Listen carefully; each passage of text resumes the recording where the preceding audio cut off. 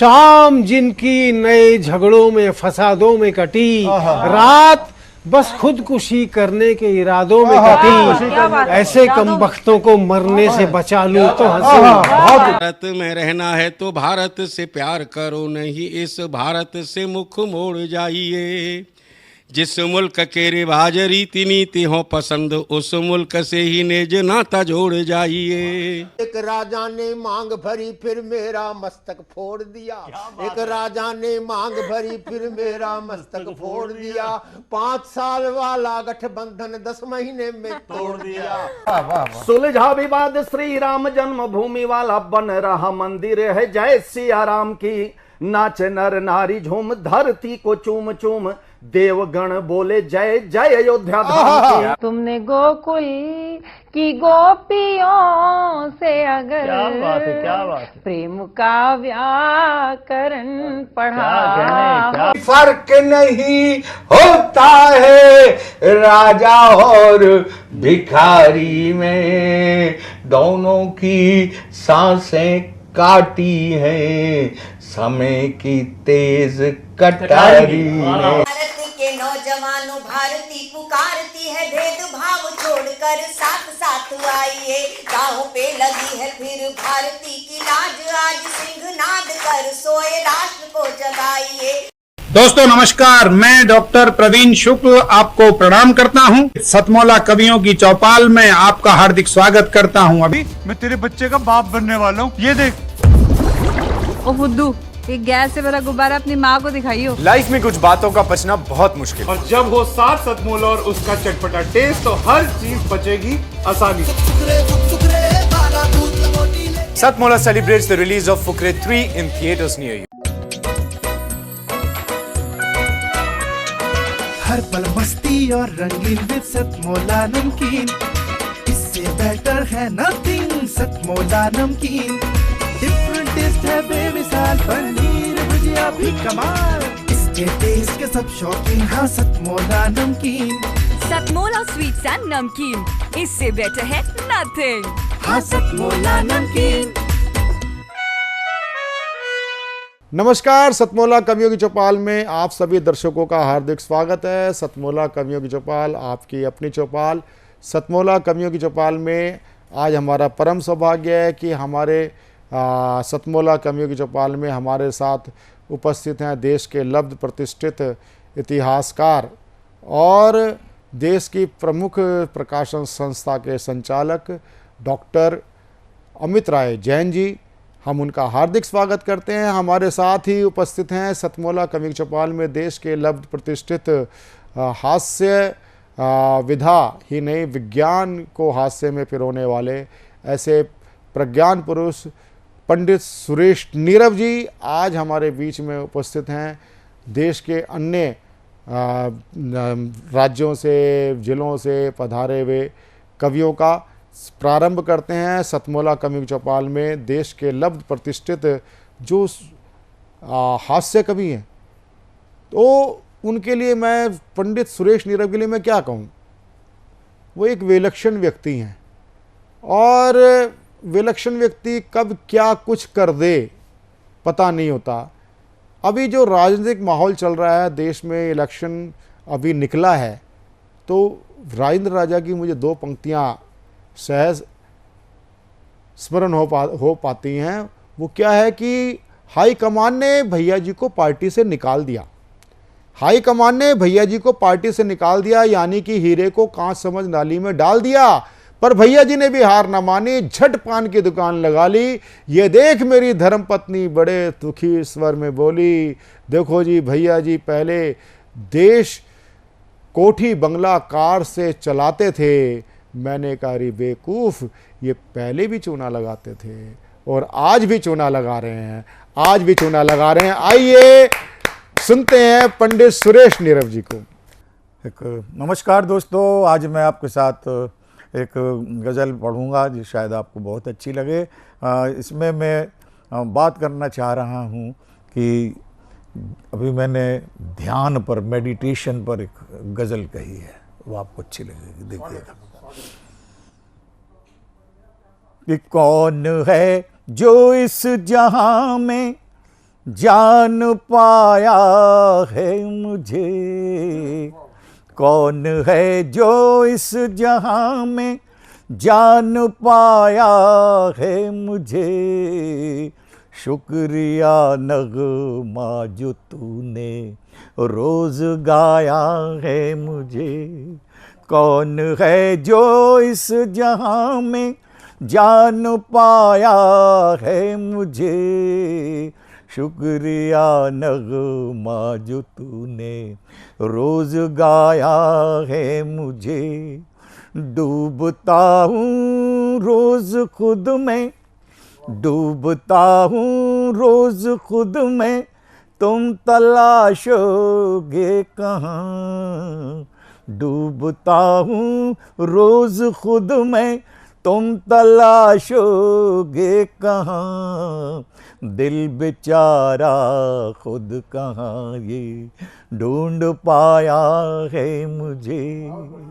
और एक शेर दे रहा हूँ जो मैं कहीं भी जाता हूँ मुझसे पहले मेरी शोहरत को लेके वो पहुँच जाता है। शेर देखेगा कि कितने जंगल कत्ल होंगे, जितने भी दर्शक सुन रहे हैं उन सबका आशीर्वाद चाहूँगा कि कितने जंगल कत्ल होंगे एक सड़क के वास्ते। कितने जंगल कत्ल होंगे एक सड़क के वास्ते। एक उखड़े पेड़ ने बेहद रुलाया है मुझे। कितने जंगल कत्ल होंगे एक सड़क के वास्ते। एक उखड़े पेड़ ने बेहद रुलाया है मुझे। और आंसू की केमिस्ट्री देता हूँ, मैं साइंस का विद्यार्थी हूँ, आप दिखेगा कि आग है पानी के घर में, आग है पानी के घर में, आंसुओं की शक्ल में। आग है पानी के घर में, आंसुओं की शक्ल में। इसकी मीठी आँच ने पल पल जलाया है मुझे। इसकी मीठी आँच ने पल पल जलाया है मुझे। और मैं अंधेरों से लड़ा हूँ उम्र भर एक शान से। शेर देखेगा, मैं अंधेरों से लड़ा हूँ उम्र भर एक शान से। और ये किस्मत की सूरज ने बुझाया है मुझे। और ये किस्मत की सूरज ने बुझाया है मुझे। और एक शेर कि हम पंच तत्व के बने हुए हैं, अग्नि जल वायु प्रकाश। जीवन और मृत्यु को एक शेर में कैसे कहता हूँ कि उसने कुछ मिट्टी उठाई, उसने कुछ मिट्टी उठाई और हवा में फेंक दी। उसने कुछ मिट्टी उठाई और हवा में फेंक दी। जिंदगी का फलसफा ऐसे बताया है मुझे। उसने कुछ मिट्टी उठाई और हवा में फेंक दी। जिंदगी का फलसफा ऐसे बताया है मुझे। और आखिरी शेर कि इसमें मैं कह रहा हूँ कि सब ऊपर से नाजिल होती है पोइट्री। कोई कहता है कि मैंने लिखी तो वो उसका अहंकार है, ईश्वर लिखाता है इस बात को कि लफ्ज कुछ उतरे फलक से, लफ्ज कुछ उतरे फलक से और गजल में सो गए। लफ्ज कुछ उतरे फलक से और गजल में सो गए। कैसी है ये नींद की जिसने जगाया है मुझे। कैसी है ये नींद की जिसने जगाया है मुझे। डूबता हूँ रोज खुद में, तुम तलाशोगे कहाँ, दिल बेचारा खुद कहाँ ये ढूंढ पाया है मुझे। तो दोस्तों मुझे उम्मीद है कि मेरी ये गज़ल आपको पसंद आई होगी। बस एपिसोड में इस गज़ल के साथ मैं अपनी वाणी को विराम देता हूँ, और इंशाअल्लाह फिर कभी मुलाकात हुई तो मैं फिर आऊँगा कुछ अच्छी बेहतरीन अपनी शेर व शायरी के साथ। तब तक के लिए दीजिए इजाज़त, नमस्कार।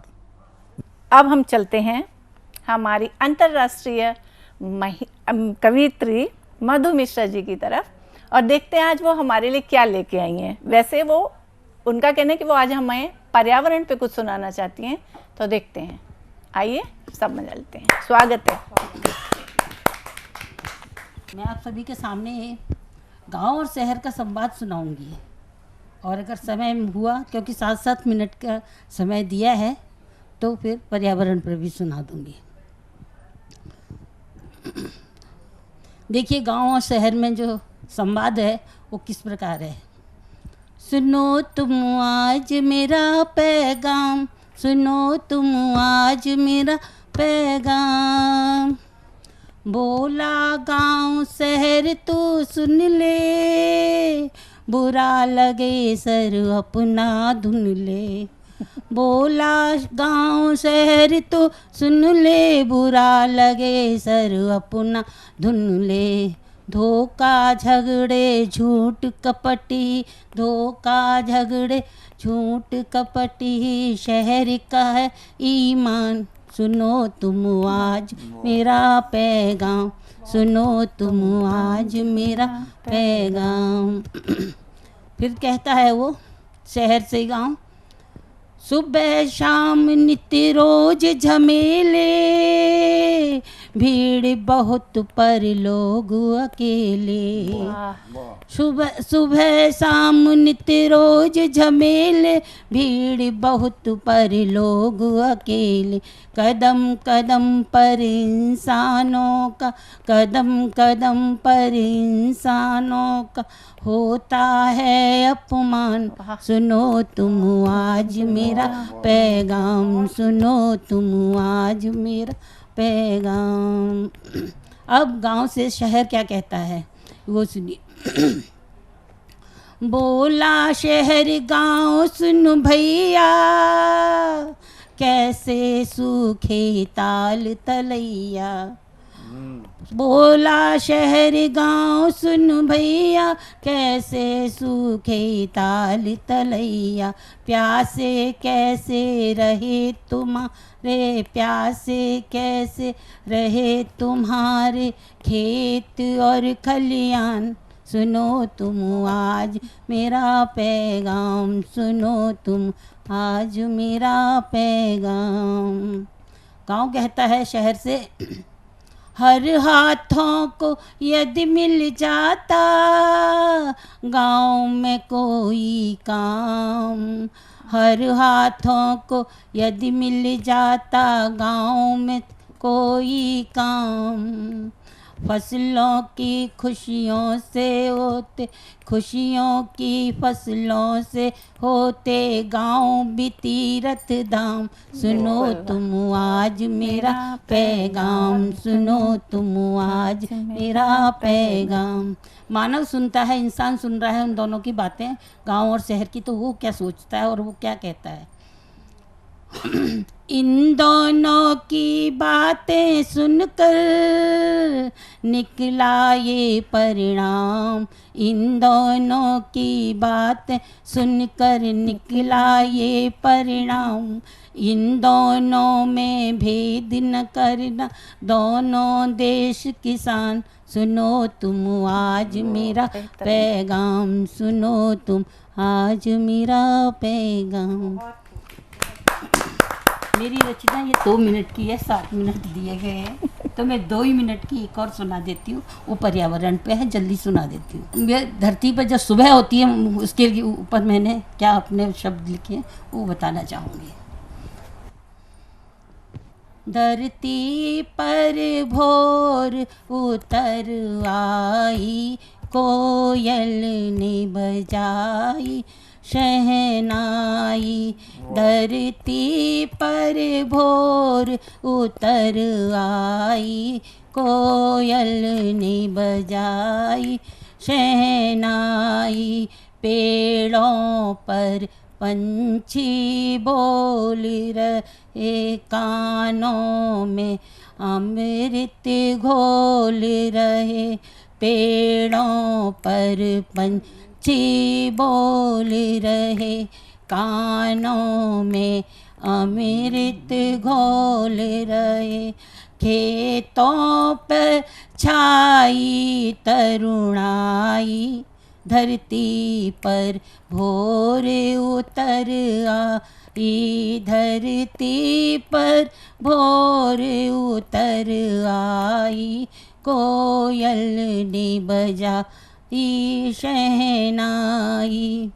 फूलों पर भंवरे डोल रहे, फूलों पर भंवरे डोल रहे। कलियों का घूंघट खोल रहे, हर कली सिहर कर शर्माई। धरती पर भोर उतर आई, धरती पर भोर उतर आई। कोयल ने बजाई शहनाई। चले थिरक थिरक कर पुरवाई, चले थिरक थिरक कर पुरवाई। पर्वत ने ली है अंगड़ाई, पर्वत ने ली है अंगड़ाई। लहरों ने नदिया दुलराई, धरती पर भोर उतर आई। धरती पर भोर उतर आई, कोयल ने बजाई शहनाई। धरती हलधर की मस्त तरानों में, हरे खेतों में खलियानों में। हलधर की मस्त तरानों में, हरे खेतों में खलियानों में। एक किरण परी बन कर आई, धरती पर भोर उतर आई। धरती पर भोर उतर आई, कोयल बजाई।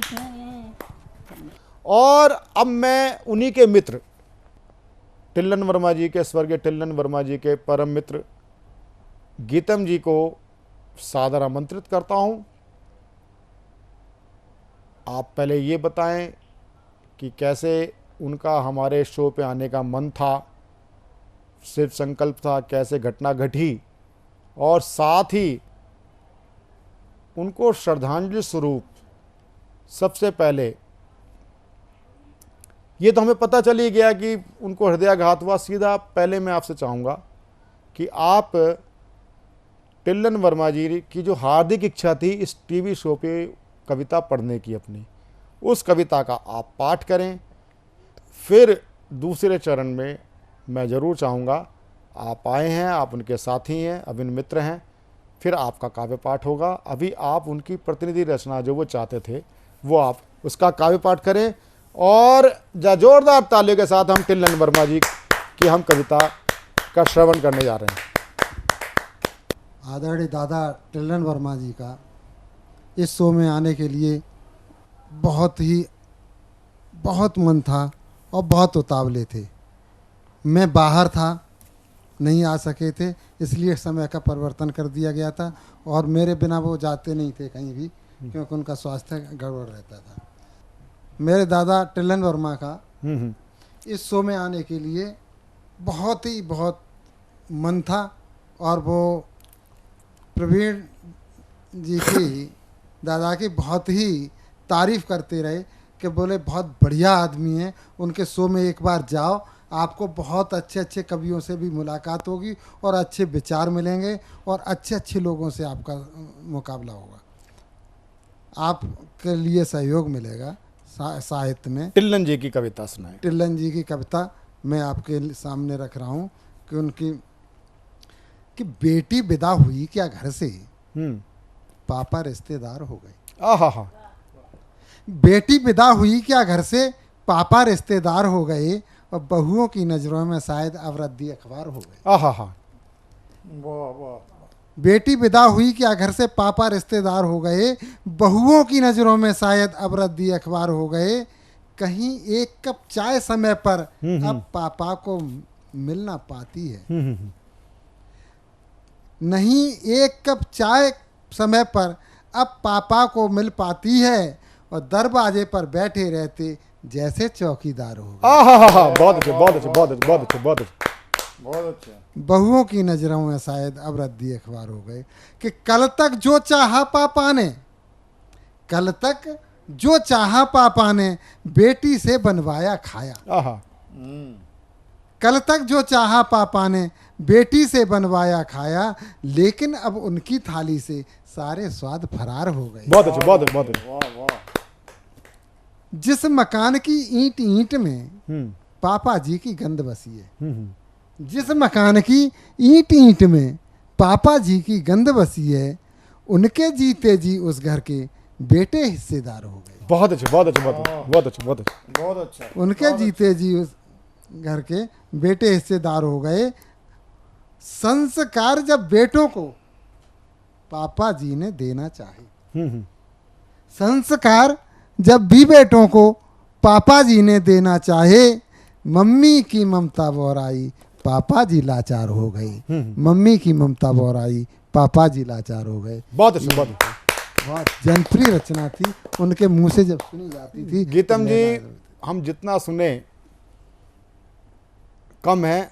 अब मैं चाहूँगा आपसे आपकी कविताओं का एक गुलदस्ता आप ज़रूर प्रस्तुत करें। और गीतम जी, आप स्वयं वो भी गीतकार थे, आप भी गीतकार हैं, तो आपकी भी कविता, अगर मैं कहूँ एक दूसरे की आप परछाई रहे, तो आपसे भी मैं निवेदन करता हूँ, जहाँ जोरदार तालियों के साथ हम गीतम जी को सुनें। बेटी के बारे में बता दिया, वही बेटी वाली बात उन्होंने की, बेटी वाली बात आपसे मैं सुनना चाहूँगा। बिल्कुल। आज अचानक एक बुजुर्ग घर में बैठ कर कह रहा है, आज अचानक बेटी तेरी याद हमें फिर आई है। आज अचानक बेटी तेरी याद हमें फिर आई है, तब हमने अशकों से लिखकर पार्टी तो पठाई है।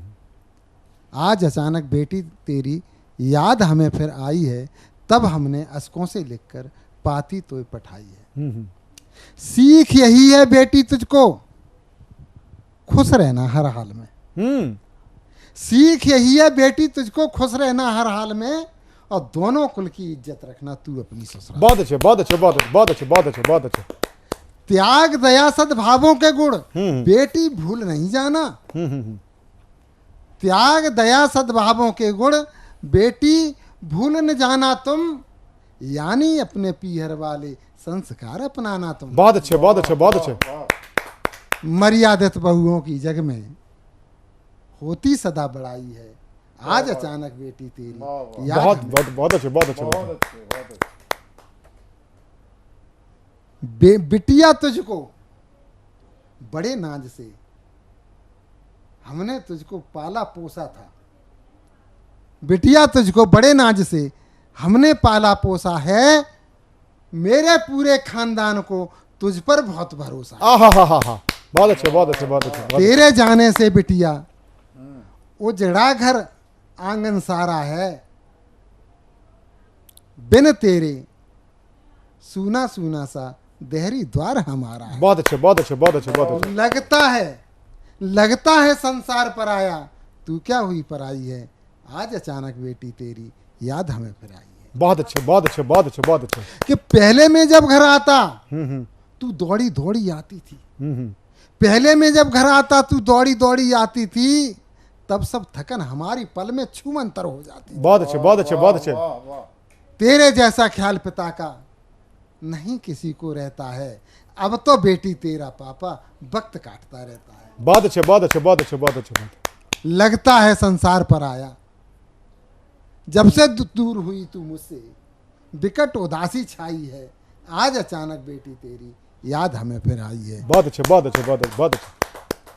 अब अपने ही घर में घुसने को हमें सोचना पड़ता है। आहा, अपने ही घर में घुसने को हमें सोचना पड़ता है, अब तो भोजन भी बहुओं से स्वयं मांगना पड़ता है। बहुत अच्छे, बहुत अच्छे, बहुत अच्छे, बहुत अच्छे, बहुत अच्छे। तू क्या हुई पराई बेटी, कि तू क्या हुई पराई बेटी, कमर हमारी टूट गई, पंख कटे एक पक्षी जैसी, सचमुच किस्मत फूट गई। बहुत अच्छे, बहुत अच्छे, बहुत अच्छे। वाह वाह वाह। जाती नहीं सही है लाड़ो, तेरी आज जुदाई है, आज अचानक बेटी तेरी याद हमें फिर आई है।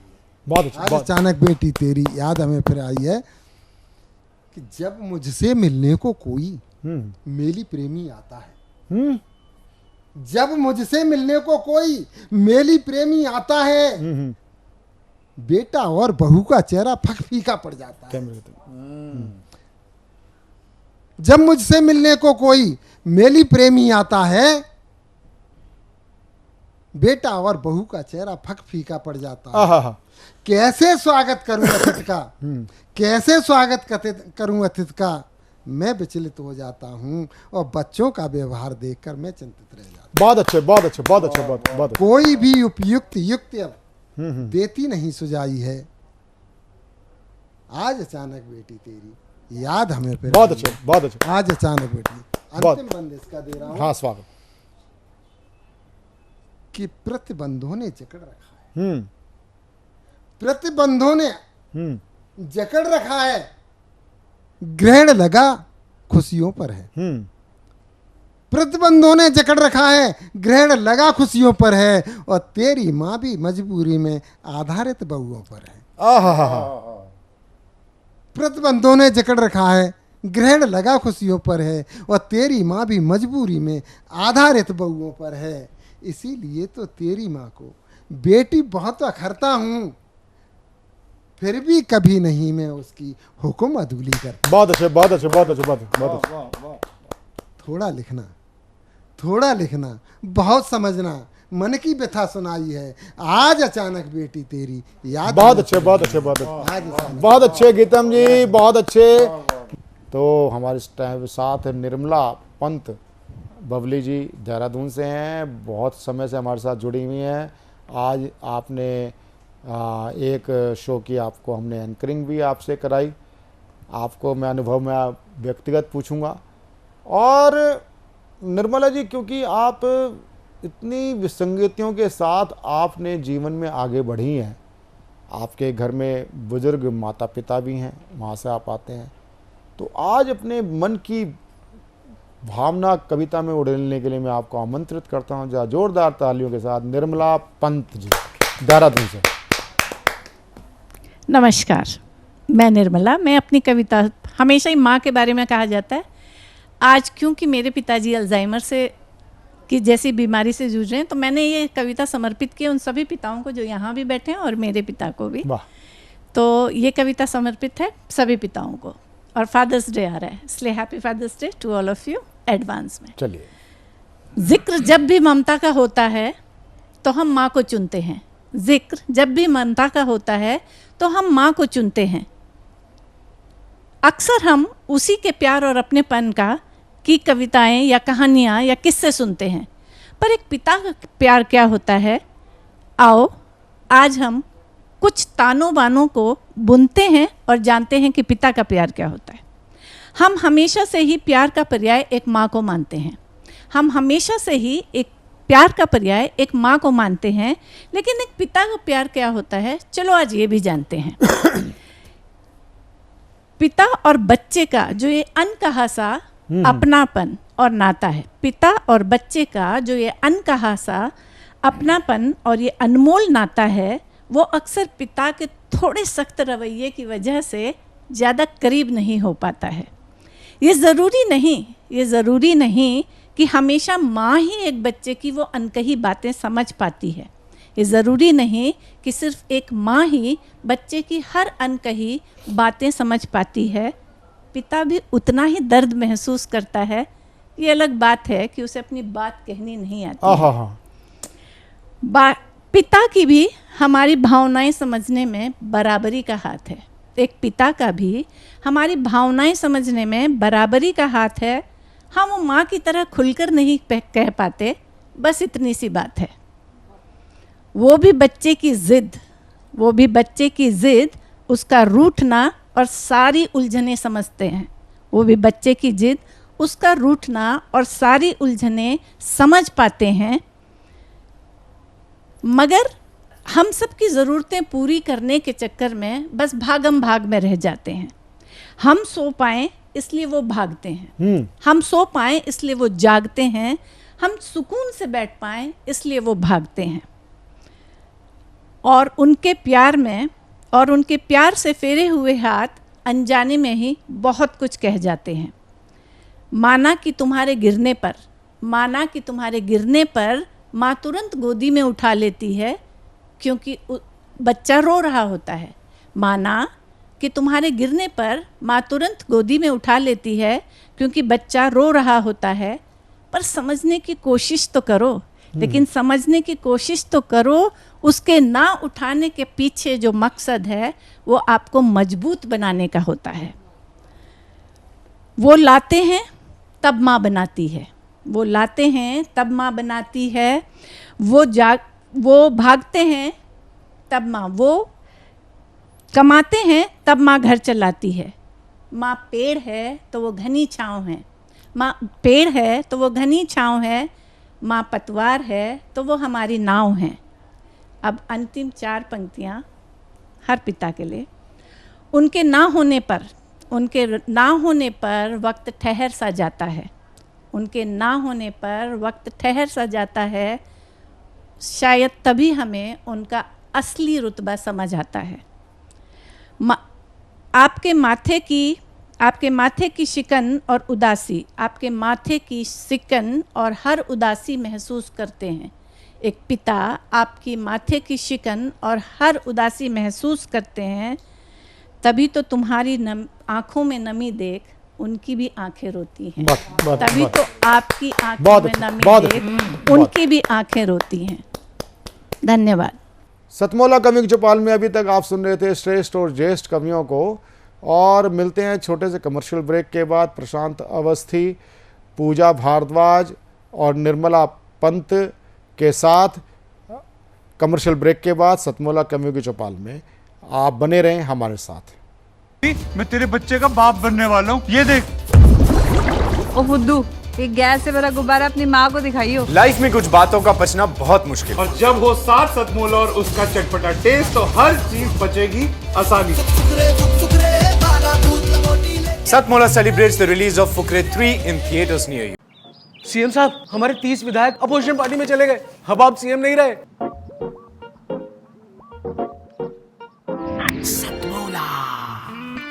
तो अब नया सीएम कौन बन रहा है? Tell me. सतमोला खाओ, कुछ भी बचाओ। साथियों, अंतराल के बाद में एक बार फिर से स्वागत है आपके अपने मनपसंद प्रोग्राम सतमोला कवियों की चौपाल में। अभी तक हम देश के उन कवियों को सुन रहे थे जिन्होंने हिंदी साहित्य की पहचान अपने शब्दों के माध्यम से, अपनी कविताओं के माध्यम से, अपने गीतों और गज़लों के माध्यम से विश्व स्तर पर कराई। तब आज संपूर्ण देश भारत की ओर देख करके हिंदी सीख रहा है। तो वही सीखने और सिखाने के क्रम में भारत के भी कुछ नौसिखिए साहित्यकार आज हमारे इस पटल पर मौजूद हैं, और मैं सबसे पहले बुलाना चाहता हूं, देश के एक ऐसे अनुभवजन्य वरिष्ठ साहित्यकार हैं जिन्होंने श्रीमद् भगवद गीता का सरल हिंदी का पद्यानुवाद भी किया हुआ है। और आप समझ गए होंगे मैं अपने बीच में उपस्थित एक ऐसे गुलदस्ते को सजाने वाले, क्योंकि गुलदस्ता कोई माली ही सजा सकता है और वह माली हमारे बीच में कोई और नहीं, सुभाष चंद्र सैनी जी हैं। आइए जोरदार तालियों से स्वागत करते हैं हम सब आदरणीय सुभाष जी का। प्रज्ञान पुरुष पंडित सुरेश नीरव जी को मेरा सादर प्रणाम। और इस साधना टीवी जो यहाँ मुझे आज आमंत्रित किया है, मैं पहली बार आया हूँ, आपका मैं आभार प्रकट करता हूँ। मैं दो छोटी छोटी कविता सुनाता हूँ और अपने ही बारे में सुनाता हूँ। पहली कविता मेरे अंदर के मैं की है और दूसरी कविता मैं समाज में अपना आप को कैसे पेश करता हूँ उसके ऊपर है। तो पहली कविता का शीर्षक है मैं अपने ही अंदर नज़रबंद हूँ, मैं अपने ही अंदर नज़रबंद हूँ जी। स्वार्थ की मिट्टी से बनी, मैं बेसिकली इंजीनियर हूँ, सिविल इंजीनियर, तो थोड़ा आपको उसका भी पुट इस कविता में नज़र आएगा जी सर। मैं अपने ही अंदर नज़रबंद हूँ, स्वार्थ की मिट्टी से बनी, क्रोध की भट्टी में पकी, मोह के सीमेंट में चिपकी, अहम के प्लास्टर से ढकी, वाह, महत्वाकांक्षा की चार दीवारी मैंने ही खड़ी की है, जिसे मैं फांद नहीं पाता, मैं अपने अंदर ही नज़रबंद हूँ। वाह, मैं वाह, अपने अंदर ही वाह, नज़रबंद हूँ। मैं अपने अंदर ही अपंग हूँ, मैं अपने अंदर ही अपंग हूँ, आत्म प्रशंसा की काट से बनी, आत्म प्रशंसा की काट से बनी, प्रतिष्ठा की कीले ठुकी, आत्म सम्मान की चांदी मढ़ी, बैसाखियाँ मेरी ही कांख में लगी हैं, इन्हीं से मैं चलता हूँ, मैं अपने ही अंदर अपंग हूँ, मैं अपने ही अंदर अपंग हूँ। बहुत शानदार।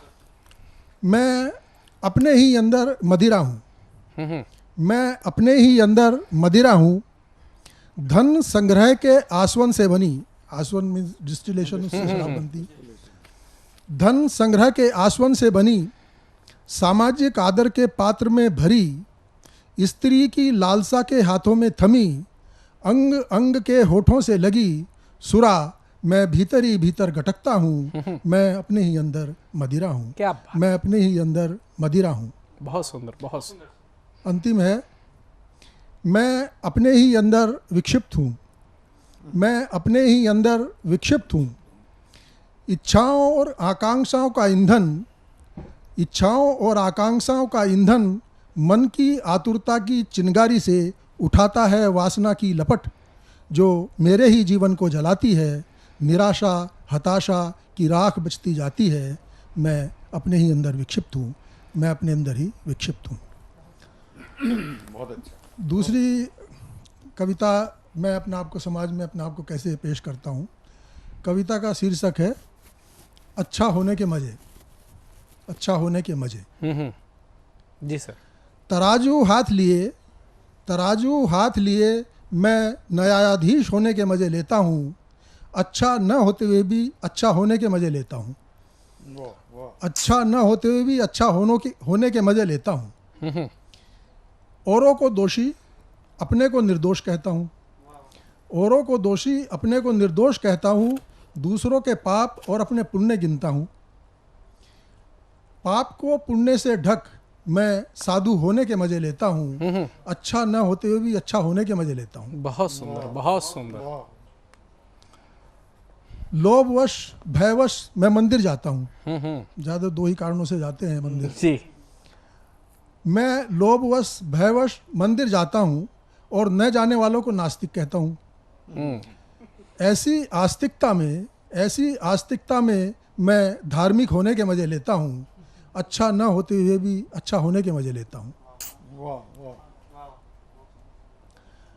पवित्र गंगा में मैं रोज़ स्नान करता हूँ, पवित्र गंगा में मैं रोज़ स्नान करता हूँ, गंगा जी लगातार मेरे पाप धोती हैं, गंगा जी लगातार मेरे पाप धोती हैं, इन तीर्थों के सहारे ही मैं पाक साफ होने के मज़े लेता हूँ, अच्छा न होते हुए भी अच्छा होने के मज़े लेता हूँ।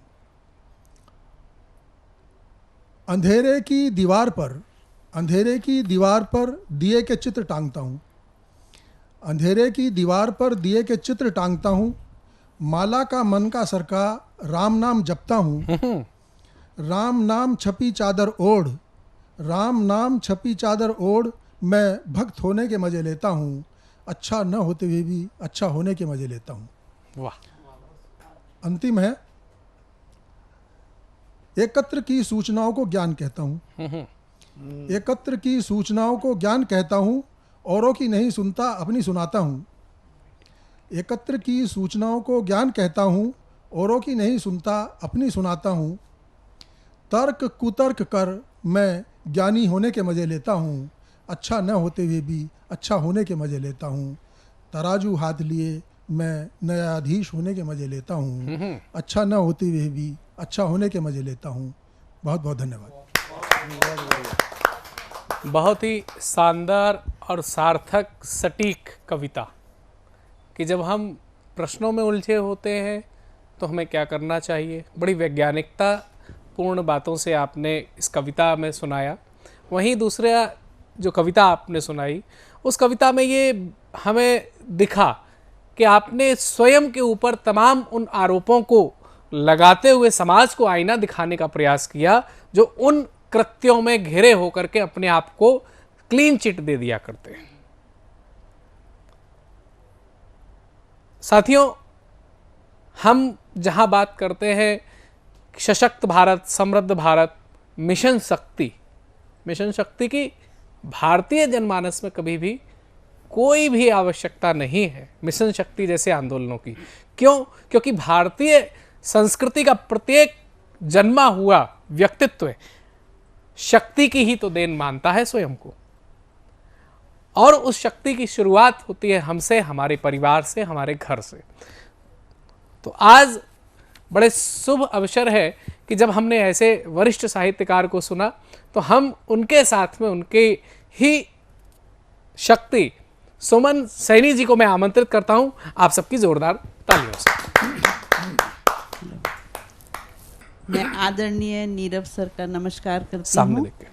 और मंच में इस मंच का नमन करती हूँ। दूसरा, साधना टीवी को मैं आभार प्रकट करती हूँ कि उन्होंने मुझे आमंत्रित किया। मैं प्रकृति के रूप का चित्रण कर रही हूँ, एक आपको गीत के द्वारा बताती हूँ। मन हर्षाए मन बौराए देख के लीला ये भगवन, सुंदर है मन मोहक है हे प्रकृति तेरी चितवन, हे प्रकृति तेरी चितवन। मन हर्षाए मन बौराए देख के लीला ये भगवन, सुंदर है मन मोहक है हे प्रकृति तेरी चितवन, हे प्रकृति तेरी चितवन। दूर पहाड़ी पर झुकी हुई है जलमद से बोझिल बदरी, दूर पहाड़ी पर झुकी हुई है जलमद से बोझिल बदरी, जल भार ये सह न सकेंगी अब बरसी ये तब बरसी, आसमां से लटक रही हैं असंख्य फव्वारों की लटकन, सुंदर है मन मोहक है हे प्रकृति तेरी चितवन, हे प्रकृति तेरी चितवन। कतार में बैठे डार में उड़ते वृक्षों पर की कू कू, कतार में बैठे डार में उड़ते वृक्षों पर की कू कू, कलरव है ये खग पक्षी का कहीं पे ची ची कहीं चू चू, जीवित वाद्य अनोखे सुर ये दिव्य संगीत का स्पंदन, सुंदर है मनमोहक है, हे प्रकृति तेरी चितवन, बहुत सुंदर, हे प्रकृति तेरी चितवन। तर तरवर सब तने खड़े हैं, असंख्य हरित रंग हरियाली, तर तरवर सब तने खड़े हैं, असंख्य हरित रंग हरियाली, फूल गिरे कहीं फल टपके हैं, पवन के संग झूमी डाली, भोजन श्वास शीतल छाया, शांत चित्त का निर्बंधन, सुंदर है मनमोहक है, हे प्रकृति तेरी चितवन, हे प्रकृति तेरी चितवन। मोती मणि मिहिका पत्तों पर, ओस बनी झिलमिल पंखुड़ी, मोती मणि मिहिका पत्तों पर, ओस बनी झिलमिल पंखुड़ी, अनोखे रूप धरे धरा पर, पानी पवन सूरज तिकड़ी, जल शक्ति है जल शोभा है, जल वसुंधरा की धड़कन, सुंदर है मनमोहक है, हे प्रकृति तेरी चितवन, हे प्रकृति तेरी चितवन।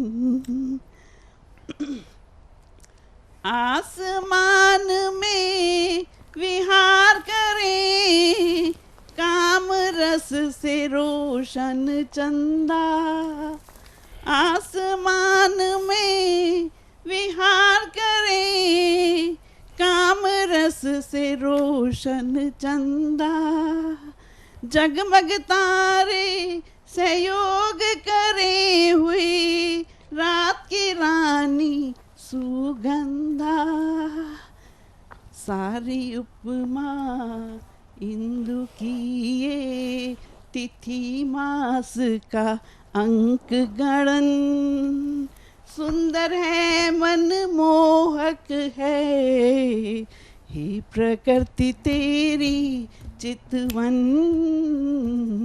हे प्रकृति तेरी चितवन। आखिरी है जी।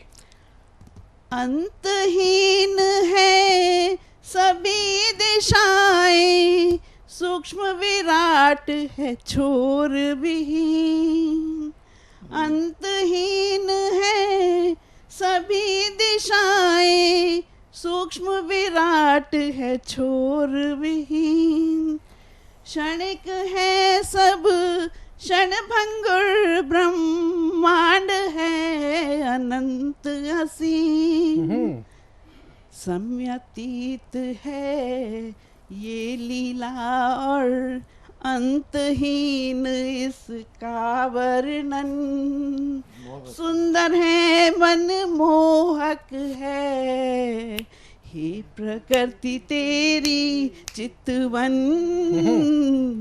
हे प्रकृति तेरी चितवन। मन हर्षाए मन बौराए, देख के लीला ये भगवन, सुंदर है मनमोहक है, हे प्रकृति तेरी चितवन, हे प्रकृति तेरी चितवन, हे प्रकृति तेरी चितवन। बहुत सुंदर।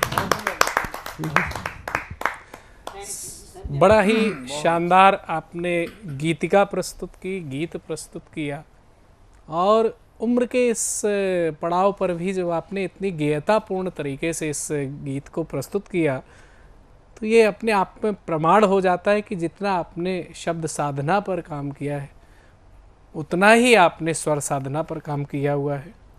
बड़े ही सुंदर सी रचना के बाद में मन में कई विचार आ रहे हैं, और उन विचारों की कहीं ना कहीं संपूर्ण गीतिका को लेकर के, संपूर्ण कविता को लेकर के हमारे बीच में एनटीपीसी के एक पूर्व ऐसे हमारे वरिष्ठ साहित्यकार जिनका नाम होता है उमानाथ त्रिपाठी जी, आप लखनऊ शहर से हैं। आइए उनका जोरदार तालियों से स्वागत करते हैं। आज मंच पर उपस्थित सभी हमारे गणमान्य सदस्य जी, और बहुत बहुत धन्यवाद साधना मंच का। और मेरी रचना है जिसका शीर्षक है मन मेरे चल उड़ चले। ये रचना मैंने अपनी स्वर्गीय माता जी के नाम पर लिखा था, विचारों से थोड़ा ओतप्रोत है, यहाँ पर मैं प्रस्तुत करना चाहता हूँ। मन मेरे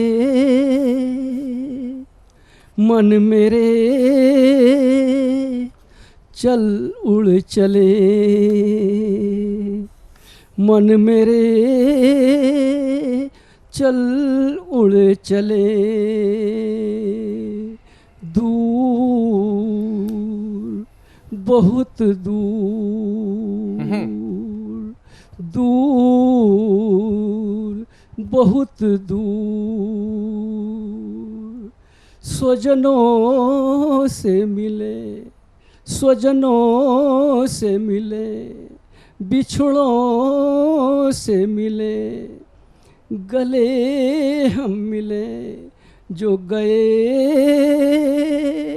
दूर बहुत दूर, मन मेरे कहाँ तक उड़े, कहाँ तक उड़े। मन तो असीमित गति होती है, तो मन को लेकर के ये रचना थी हमारी कि कहाँ तक उड़े, कहाँ पर चले, कुछ भी ना पता, सब कहाँ को गए, सब कहाँ को गए, अब तू ही बता वो कहाँ को गए। मन मेरे चले उड़ चले, दूर बहुत दूर, अपने मन की व्यथा, अपने मन की व्यथा तुझसे ना कहें, तुझसे ना कहें, तो बता किस से कहें, किस से कहें। कहाँ को गए स्वजन मेरे, कहाँ को गए स्वजन मेरे, कहाँ पर चले मन मेरे, कहाँ पर चले मन मेरे। मन तो आगे बढ़ता है, मन जब आगे बढ़ता है तो उसकी क्या गति होती है। बहुत तू उड़ा, बहुत तू उड़ा, बढ़ता ही गया, चलता ही गया, कुछ भी तो न दिखा, चहुँ ओर धुआं ही धुआं, चहुँ ओर धुआं ही धुआं। नेत्र धुंधला गए, नेत्र धुंधला गए, करे तो क्या करें मन मेरे, मन मेरे। धुआं जब हटा, जब थोड़ा फिर और स्थिरता आई तो धुआं जब हटा, तू फिर आगे बढ़ा, बढ़ता ही गया, बढ़ता ही गया, कुछ भी ना दिखा, शून्य गहराता गया, शून्य गहराता गया, सब हवा में मिले, सब हवा में मिले, स्वजन मेरे, स्वजन मेरे, करें तो क्या करें, करें तो क्या करें, चल अब वापस चले, चल अब वापस चले, मन मेरे, मन मेरे। हमारी दूसरी रचना है जिसका है शीर्षक है कुम्हार और माटी। जी। कुम्हार और माटी का संदर्भ बहुत पुराना है, बहुत कवियों लिखते हैं, यहाँ पर भी हमारा 4 लाइन है। तोड़ दी माटी की चिलम, तोड़ दी माटी की चिलम, माटी हो गई नाराज, माटी हो गई नाराज, माटी बोली ऐ कुम्हार, माटी बोली ऐ कुम्हार, तेरी क्या मति हुई बेकार, तेरी क्या मति हुई बेकार। बोला कुम्हार ऐ मेरी प्यारी माटी, मति में तो हुई अब मेरे सुधार, मति में तो हुई मेरे सुधार, मैंने बदला अपना फैसला, मैंने बदला अपना फैसला, अब होगा सुराही का निर्माण, अब होगा सुराही का निर्माण। अब सुराही की बात सुन करके तो माटी तो खुश हो जाती है, तो माटी की बाँछें खिली खिली, माटी की बाँछें खिली खिली, हो गई वह उस पर निहाल, हो गई वह उस पर निहाल। माटी बोली मति तो हुई मेरी बेकार, ऐ कुम्हार तू निकला कितना समझदार, ऐ कुम्हार तू निकला कितना समझदार। तूने तो बदली मेरी जिंदगी, तूने तो बदली मेरी जिंदगी, मेरे जीवन को दिया निखार, बनकर सुराही शीतलता दूंगी, बनकर सुराही शीतलता दूंगी। मुझे मिला अद्भुत उपहार, मुझे मिला अद्भुत उपहार। चिलम बनती तो क्या होता, चिलम बनती तो खुद भी जलती, चिलम बनती तो खुद भी जलती, दूसरों को भी देती अंगार, दूसरों को भी देती अंगार। तूने लिया एक अच्छा फैसला, तूने लिया एक अच्छा फैसला, कैसे उतारूं तेरा उपकार, कैसा उतारूं तेरा उपकार। खुशी खुश रहना और खुशियाँ बांटना, खुश रहना और खुशियाँ बांटना, तुझसे तो सीखे संसार, तुझसे तो सीखे संसार। तू तो निकला मेरा मसीहा, तू तो निकला मेरा मसीहा, तेरा हृदय है बहुत उदार, तेरा हृदय है बहुत उदार। थैंक यू, धन्यवाद। बहुत ही शानदार। आपने जो ये मन के विषय की कविता की प्रस्तुति दी, उसने कई ऐसे प्रश्नों को जन्म दिया और कई परिणामों को जन्म दिया। तो एक कविता जब इस तरह की होती है तो मन क्या कहना चाहता है। हाँ माना मन व्यथित हुआ है और नहीं कभी पर थकित हुआ है, हाँ माना मन व्यथित हुआ है और नहीं कभी पर थकित हुआ है। विचलित मन ने कोशिश करके, विचलित मन से कोशिश करके, परिणामों से जग चकित हुआ है, परिणामों जग चकित हुआ है। और दूसरा, आपने जब मिट्टी कुम्हार की जो कविता कही, वह कविता कहीं ना कहीं सटीकता से या कहूँ सार्थकता अगर सिद्ध करती तो उसी बात की सार्थकता सिद्ध करती है कि आप भले तो जग भला। अगर आप सुराही बनेंगे तो स्वयं शीतल रहेंगे, और अगर आप चिलम बनेंगे तो खुद भी जलेंगे।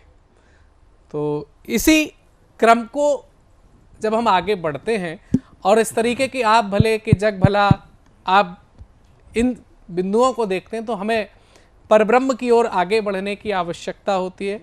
और परब्रह्म की ओर बढ़ने से पहले हमको ब्रह्म की ओर चलना चाहिए। मैं चलना चाहता हूँ अगले कवि के रूप में ब्रह्मदेव जी के पास। आइए, मैं उनके विषय में क्या कहूँ, वो बहुत ही बड़े शिक्षाविद हैं और गणित के शिक्षाओं से उन्होंने लोगों के जीवन को संवारने का काम किया है। आइए उनकी साहित्य की शिक्षाओं से हम अपने जीवन को सुधारते हैं। आप सबकी जोरदार तालियों से। मंच को नमन करता हूं जी। और रचना मां शारदे के चरणों में कि एक हाथों में सितार दूसरे में ग्रंथधार, हंस पे सवार सुप्त लेखनी जगाओ मां। ज्ञान का प्रकाश लिए ओज और ओजास लिए, मन बुद्धि चेतना के गर्भ में समाओ मां। सूर्य का प्रकाश भी प्रकाश खोजता है आज, जिंदगी से धुंध धुआं तिमिर मिटाओ मां। और रात दिन पग पग जीतता देखा असत्य, कर जोड़ विनती है सत्य को जिताओ मां। एक और छंद जी, स्वागत है। कि साथ यदि सत्य के खड़े नहीं हैं आप, तो झूठ के ही आप पैरोकार माने जाएंगे। वाह। साथ यदि सत्य के खड़े नहीं हैं आप, तो झूठ के ही आप पैरोकार माने जाएंगे।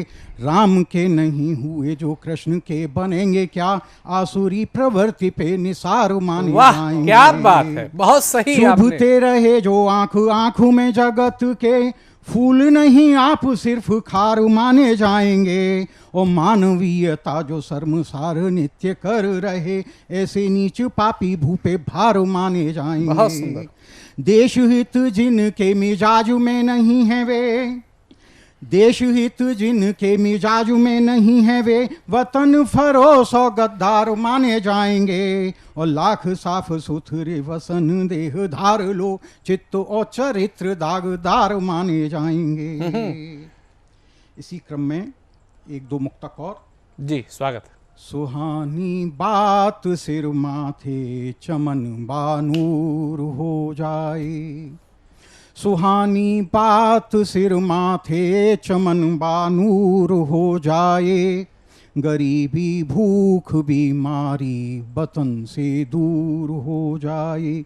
अमावस का कहीं भी चिन्ह दिखलाई न दे हमको, खुशी की रोशनी से जिंदगी भरपूर हो जाए। अब एक गीत छोटा सा। जी, स्वागत। जागते रहो और जगाते रहो, देश तुम्हें गीत गाते रहो। जागते रहो और जगाते रहो, देश तुम्हें गीत गाते रहो। सुंदर भविष्य और काल के लिए, काम दाम रोटी दाल के लिए। सद्भाव से रहें, शांति से जिए, गति में प्रगति में उछाल के लिए। लक्ष्य पे निशाने लगाते रहो, जागते रहो और जगाते रहो। सभ्यता संस्कृति उत्थान के लिए, देश की अखंडता शान के लिए। श्रेष्ठता के उच्च सोपान छू सकें, सशक्त राष्ट्रवादी प्रधान के लिए। वोट वाला बटन दबाते रहो, जागते रहो और जगाते रहो। कल के लिए और आज के लिए, सुखी और स्वस्थ समाज के लिए। श्रेष्ठ शिक्षा स्वास्थ्य सुविधाएं मिल सकें, आतंकियों के इलाज के लिए। सही सही रास्ते सुझाते रहो, जागते रहो और जगाते रहो। और इसी के बाद में एक गजल और प्रस्तुत कर रहा हूं। जी, स्वागत। दिल रूह जिस्म जान जुदा कौन करेगा, दिल रूह जिस्म जान जुदा कौन करेगा। ताउम्र जिंदगी से दगा कौन करेगा। नफरत गुनाह त्याग न जाकत न तिजारत, फिर फर्ज आदमी के अदा कौन करेगा। तेरा वजूद दांव लगाया है भवानी, अब आरती अजान दुआ कौन करेगा।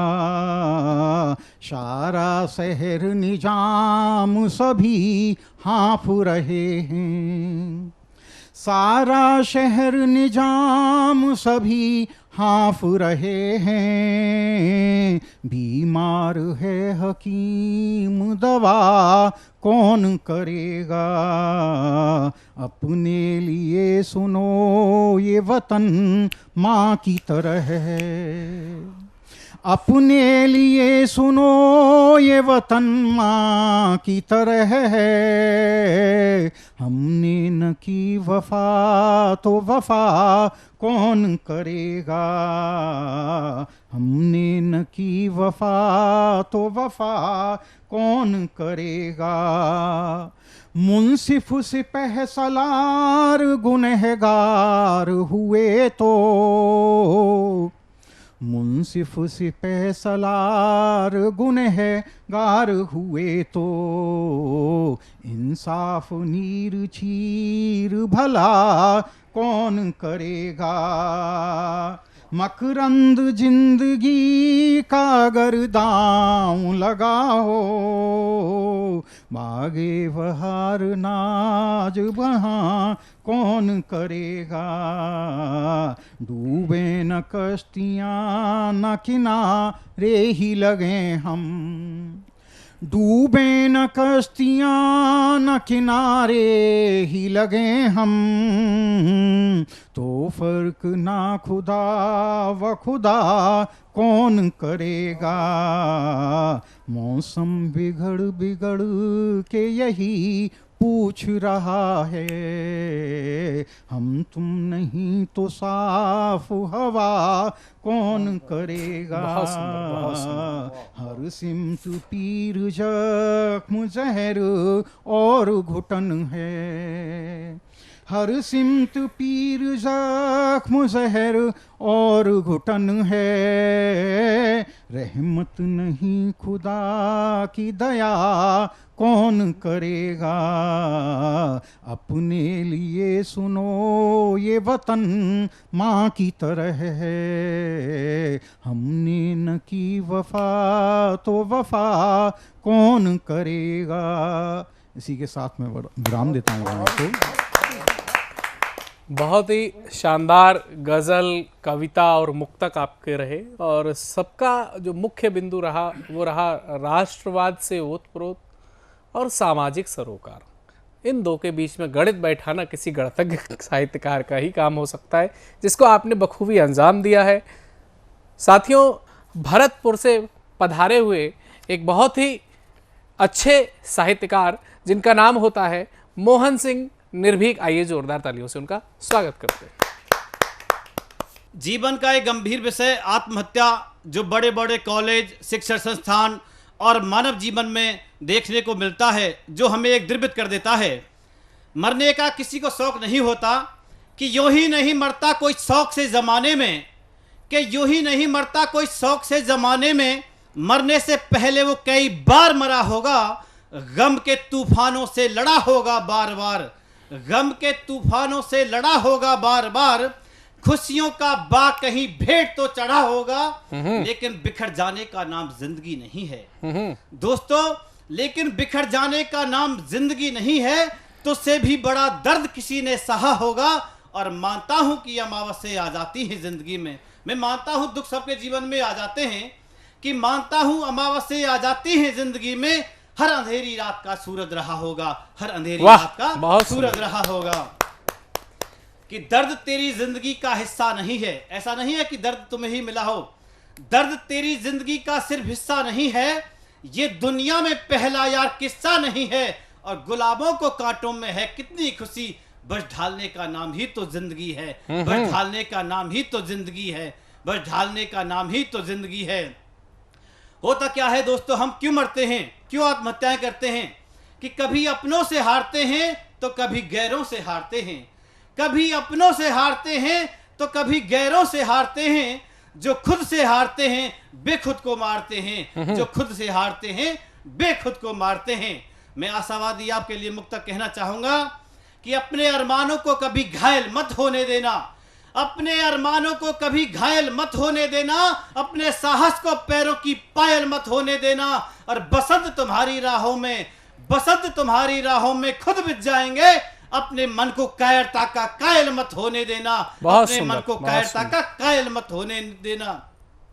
धरती के आंचल में गिरकर बूंदे नदियां बनती हैं, धरती के आंचल में गिरकर बूंदे नदियां बनती हैं, एक एक पल से ही तो कितनी सदियां बनती हैं। और महलों को ही हवा लगे, और महलों को ही हवा लगे तो झोपड़ियों का क्या होगा। मेहनत कश लोगों के दम पे ही तो दुनिया बनती है, मेहनत कश लोगों के दम पे ही तो दुनिया बनती है।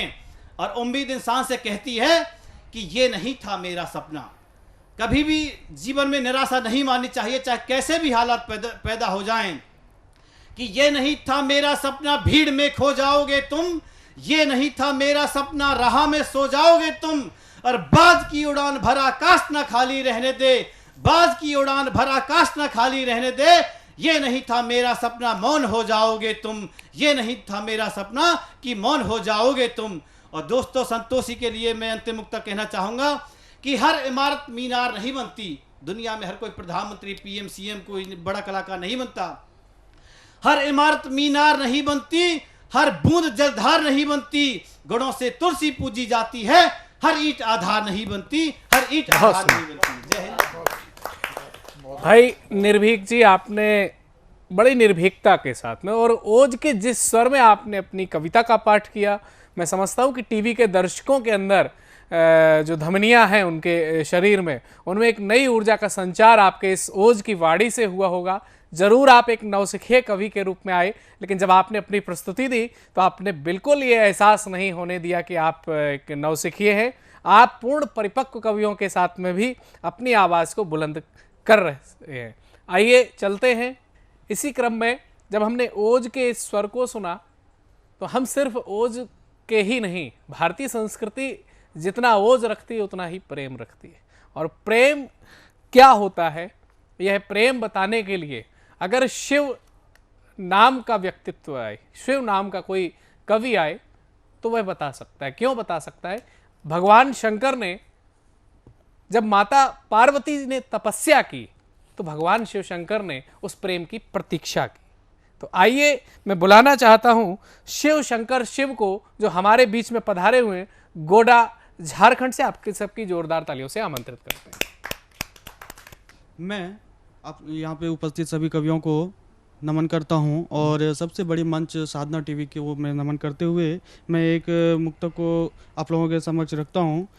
है वह कोई चांद या चांद की उजाला कहूँ, है वह कोई चांद या चांद की उजाला कहूँ, हो गया फिदा मैं तो निहार के उसे, उसके माथे की बिंदिया कहूँ कि सितारे आसमां की कहूँ, उसके माथे की बिंदिया कहूँ कि सितारे आसमां की कहूँ, काली केस को नागिन कहूँ या केस में ही नाग कहूँ, नयन उसके मधुशाला कहूँ कि जाम का प्याला कहूँ, लब को गुलाब कहूँ कि गुलाब सा लब कहूँ, कि गुलाब के पंख पर ओस की बूंद को लब की मोती कहूँ, हो गया फिदा मैं तो निहार के उसे, सुराही सा गला कहूँ कि सुराही को गला कहूँ, कंठ को शिखा कहूँ कि शिखा को शकुंतला कहूँ, उसके पानी पंकज को मैं हाथ कहूँ कि खिला हुआ कमल कहूँ, हो गया फिदा मैं तो निहार के उसे, सीने को आईना कहूँ कि दर्पण सा दिल कहूँ, नाभि को भंवर कहूँ कि कालिंद की तराई कहूँ, कमर को कलश कहूँ कि कलश सी कमर कहूँ, हो गया फिदा मैं तो निहार के उसे, चाल है वह हंस सी की मोरनी की चाल कहूँ, क्या खूब है कली सी वो क्या शक्ल खुश नुमाई है, कविता में मैं छंद कहूँ कि छंद में कविता कहूँ, हो गया फिदा मैं तो निहार के उसे, हो गया फिदा मैं तो निहार के उसे। बहुत सुंदर प्रश्न पूछे क्या कहूँ।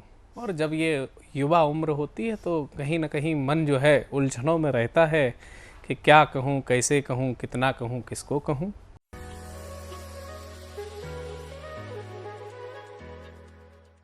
प्रमुख रूप से हमारे बीच में विशिष्ट अतिथि श्री अमित राय जैन, डॉक्टर अमित राय जैन जी हमारे बीच में हैं। अमित राय जैन जी सतमोला कवियों की चौपाल से पूर्व में परिचित हैं, क्योंकि आजकल डेट में जो ज़माना है वो है किसी भी चीज़ को अपनी ओर से फैलाना। वैसे तो कुछ लोग रायता फैलाने में मशहूर होते हैं, हम अपने सद्विचार फैलाने में काम करते हैं। वो रायता फैलाने के लिए केजरीवाल जी याद किए जाएंगे और सद्विचारों को फैलाने के लिए, प्रसारित करने के लिए सतमोला कवियों की चौपाल एक पृष्ठ बन चुका है। तो मैं सद्विचारों से आप परिचित हो चुके हैं। अमित राय जैन जी, आपसे मैं निवेदन करूंगा, आपने सतमोला कवियों चौपाल को नज़दीक से आप जान चुके हैं, तो आपसे मैं चाहूँगा सतमोला कवियों चौपाल के लिए आप अपनी शुभकामनाएं हमें प्रदान करें। सतमोला कवियों चौपाल में अमित राय जैन जी। सतमोला कवियों की चौपाल एक ऐसा मंच है कि जिसके नज़दीक आकर के मैं महसूस करता हूँ कि कवि और कविता का संपूर्ण वैश्विक स्तर पे प्रचार प्रसार अगर हो और इस रूप में हो कि राष्ट्रवादियों को नेशनलिज्म और सामाजिक सांस्कृतिक धरोहर की रक्षा के रूप में हो, तो उसके लिए अगर अहम रोल माना जाएगा, सार्थक प्रयास माना जाएगा, तो सतमोला कवियों को चौपाल का 2 दशकों का ये सफ़र अपने आप में सार्थक है। और हजारों कवियों ने इस मंच के माध्यम से राष्ट्रीय अंतर्राष्ट्रीय शिखर को छुआ है। और मेरी शुभकामना है सतमोला कवियों की चौपाल के लिए और हमारे प्रिय मित्र आदरणीय भाई प्रवीण आर्य जी के लिए कि वो इसी प्रकार से आगे बढ़ें, क्योंकि कविता का जो भव्य रूप है वो बहुत लोगों को प्रेरित करता है और समाज के हर वर्ग के लोगों को कवि और कविताओं का जो सार्थक चिंतन है वो उनको उबारता है, उनके दुख से, उनकी परेशानियों से। और मुझे यह बात कहने में बड़ा गौरव महसूस होता है कि सतमोला कवियों की चौपाल आज भारतवर्ष के विभिन्न राज्यों के विभिन्न जिलों और छोटे छोटे उन गांवों में व्याप्त कवियों को एक मंच प्रदान करने का सफल प्रयास कर रहा है, जो कि ऐसे मंचों की ओर देख करके कभी सपना देखते थे कि क्या हम टीवी पर आ पाएंगे, क्या हम इस तरह के मंचों पर कभी देखे जाएंगे। तो मुझे लगता है कि ऐसा अत्यंत सफल प्रयास हमारे सतमोला कवियों की चौपाल ने प्रस्तुत किया।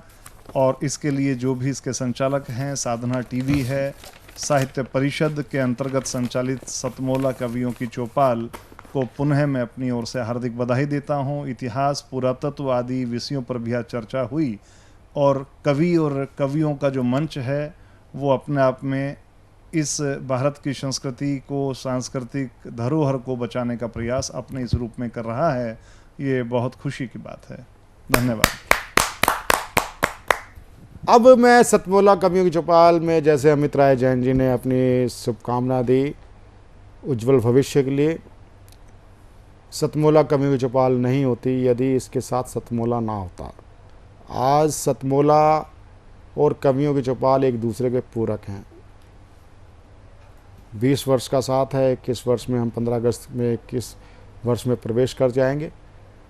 तो ऐसे सतमोला कवियों की चौपाल के संरक्षक, सतमोला ग्रुप के चेयरमैन, आप इस कार्यक्रम के सूत्रधार हैं और अगर कहूँ तो आप इस कार्यक्रम के सारथी हैं।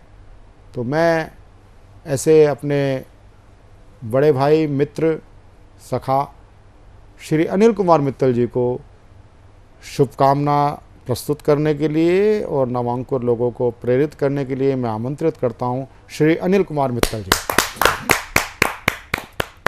नमस्कार दोस्तों, मैं अनिल मित्तल, चेयरमैन सतमोला ग्रुप। मैं, जैसे आप सब लोग जानते हैं कि 2004 के अंदर मैंने सतमोला कवियों की चौपाल आरंभ करा प्रवीण आर्य जी के साथ मिलके।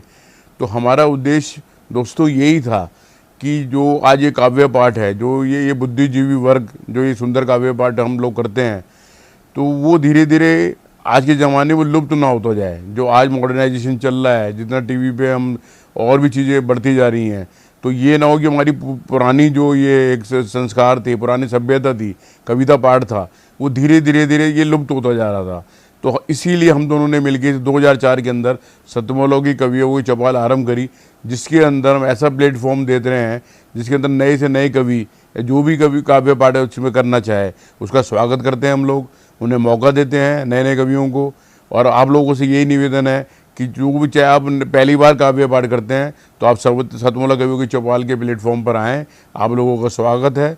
उसके अंदर आप अपनी मौलिक कविताओं को सुनाएं, उनके अंदर जो भी कमी होगी तो हमारे पुराने जो एक्सपीरियंस कवि हैं वो उनको सुधारेंगे और आपको और इम्प्रूव करने की कोशिश करेंगे। आपसे निवेदन है कि सतमोला कवियों की चौपाल में आएँ और अपना काव्य पाठ करें।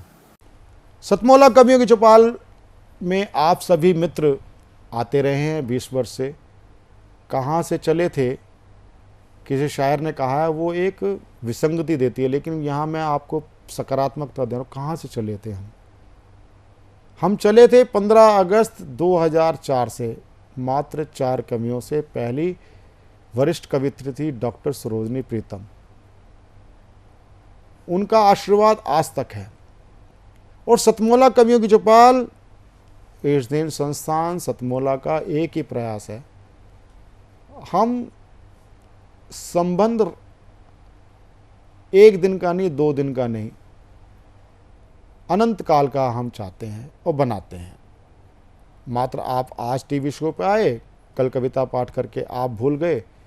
आज जो लोग हमारे साथ पहले कभी 20 वर्ष पहले नवांकुर के रूप में थे, आज उनमें से 1000 से ज़्यादा कवि, 15,000 में से 1000 से ज़्यादा कवि आज स्थापित कवि हो चुके हैं। आप आज नवांकुर के रूप में आ रहे हैं, कल आप स्थापित कवि के रूप में आएंगे, ये मेरा पूर्ण विश्वास है। क्योंकि जब हम सतमोला कवियों की चौपाल में आप लोगों का चयन करते हैं तो हम भी आपके अंदर कुछ देख के करते हैं।